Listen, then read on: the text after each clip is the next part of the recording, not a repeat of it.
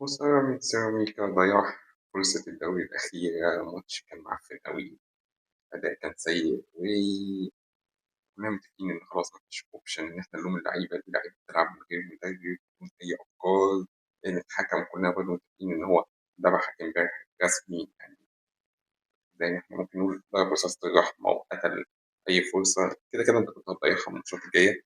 بس خلينا نشوف إحنا لعبنا إزاي، يعني هل كان لينا فرصة أصلا، وهل هيبقى لينا فرصة في الماتشات الجاية حتى إن إحنا ننافس على المركز التاني ولا لأ.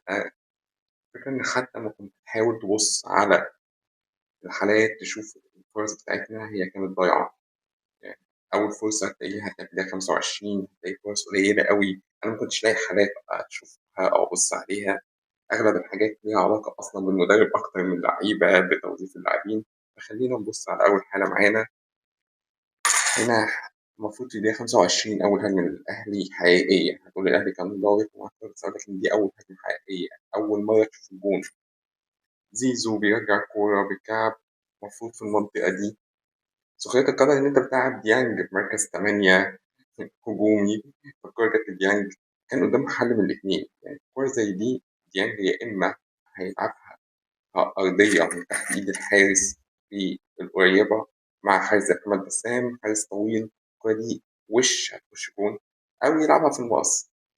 بس أنت عايز تقنعني إن لاعب بإمكانيات يعني اللي هو مركز 6 ديستروير، كل قدراته في الكورة إن هو يقطع الكورة ويا إما يجري بيها شوية يا إما يبصي للي جنبه، هيبقى في المكان ده. وأنت عندك كمان ممكن يترحل، تلعب بتريزيجيه 8 شمال، أو حتى تلعب بن رمضان. يعني بن رمضان لو بعكازين يا جماعة هيعمل أحسن من أكيد الديانج في المركز ده. فطبيعي اللي حصل إن الديانج سدد الكورة، أول لاعب قدامه خبطت فيه وضاعت الهجمة.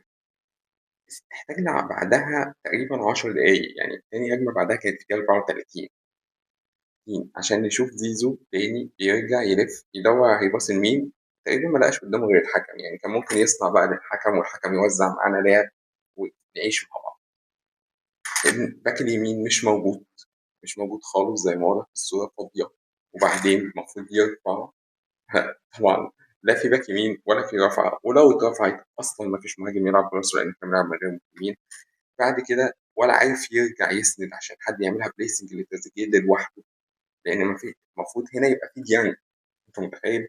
يعني أنا عايز أتخيل معايا إن إحنا شايلين ديانج من الماتش ده، وهنا في محمد علي بن رمضان هيحط البليسنج، الكورة هتنزل على رجل تريزيجيه.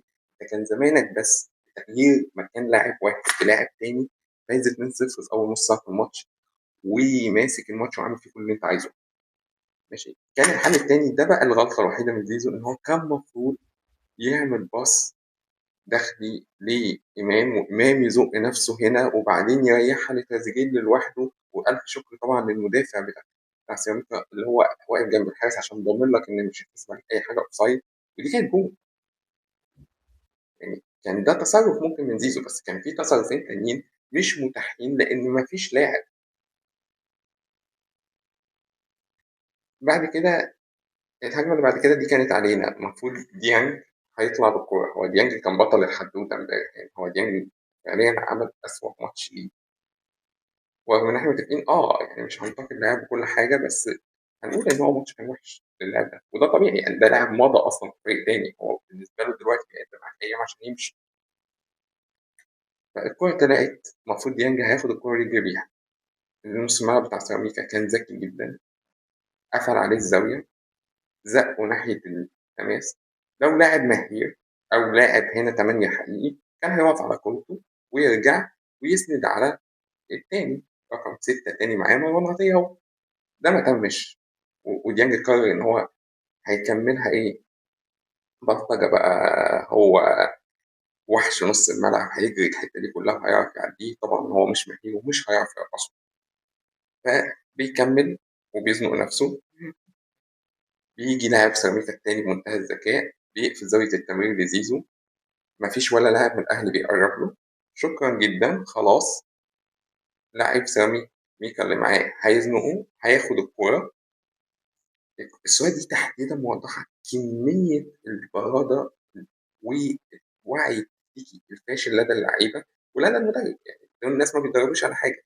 لا زيزو نزل عشان يقرب الزاوية لديانج، لا مروان عثمان نزل عشان خاطر المساحة الفراغ ده كله في نص الملعب فاضي، لا ما قطم على الدايرة عشان مروان عطية يبقى في ظهر ديانج لو الكرة قطعت منه، أو لو حتى ديانج حب يرجع عليه. فبناء عليه أصح لاعب سيراميكا بمنتهى السهولة، مشي براحته خالص، راح واحد على واحد في مساحة فدان مع مروان عطية، فطبيعي هيرقصه ويعدي، شاط جت جول. تمركزات اللعيبة غلط، اللعب غلط، اللعيبة نفسها بتلعب في أماكن غلط، غلط بتجبرها إن هي تاخد قرارات وتحاول تعمل تصرفات كلها غلط. نتيجة بخلاف أي ما هتقول لي ظلم الحكم وي وي وي، بس أنا كده منطقية جدا يعني. الشوط التاني بعد 5 دقايق، ودي تعتبر تاني هجمة حقيقية. إحنا عملنا هجمة في الدقيقة 25، عملنا هجمة في الدقيقة 34، عملنا هجمة في الدقيقة 51. إحنا كنا بنهجم بالتنقيط، يعني فريق بالمنظر ده يفوز إزاي أنا مش عارف. الكورة دي هتنزل لمروان عثمان، مروان عثمان قدامه حلين: يا يريحها بصدره من مرة واحدة لحسين الشحات عشان يخش يشوطها يجيب جول، يا إما يبقى لعيب مهير بقى زي ما حصلت نسخة، الكورة دي نسخة لبن شرقي، هيسندها عكس اتجاه المدافع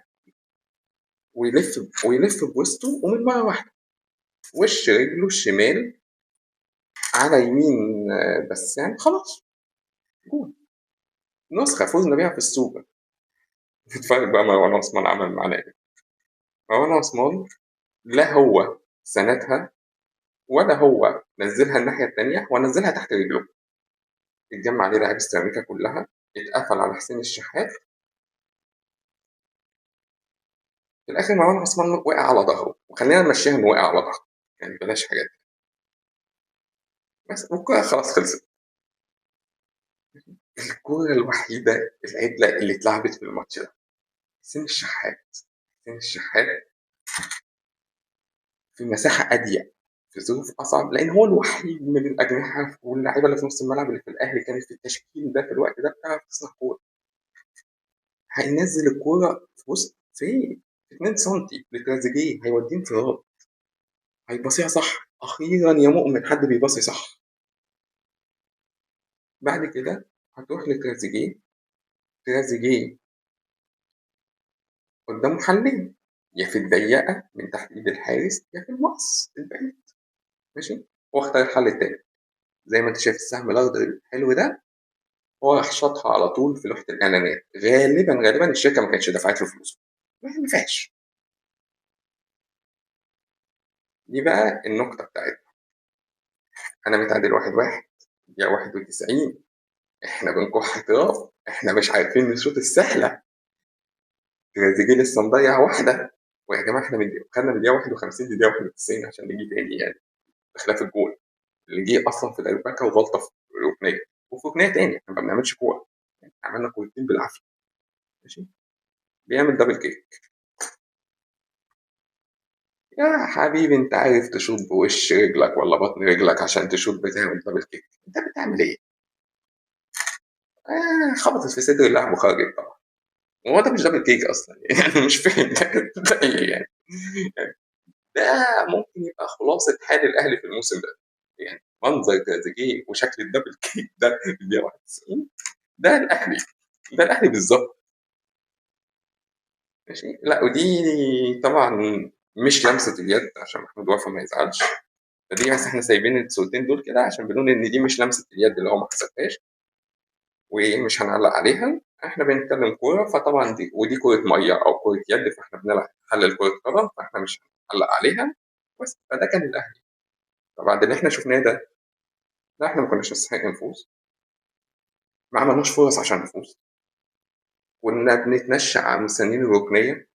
الكورتين الاثنين يا مؤمن اللي جم واتعمل فيهم لعب كوره، واحده لمروان عثمان وواحده لتريزيجيه، الحمد لله كلهم كل واحد فيهم اتفنن يتصرف فيهم غلط ازاي، وضيعوهم بأسوأ ما يمكن. توظيف اللعيبه ده مش هيوصلك لحاجه، والمشكله ان ده اللي هنكمل بيه السيزون. اداءات اللعيبه دي طبيعي سيئه لانها ما بتتمرنش. فده الاسلوب اللي احنا هنكمل بيه، وده الماتشات الجايه. فلا يا جماعه، يعني ولا هنلحق تاني ولا تالت، وبتشكيلة زي دي بتوظيف زي ده ربنا يستر يعني، ولا حتى ممكن نلعب كونفدرالية.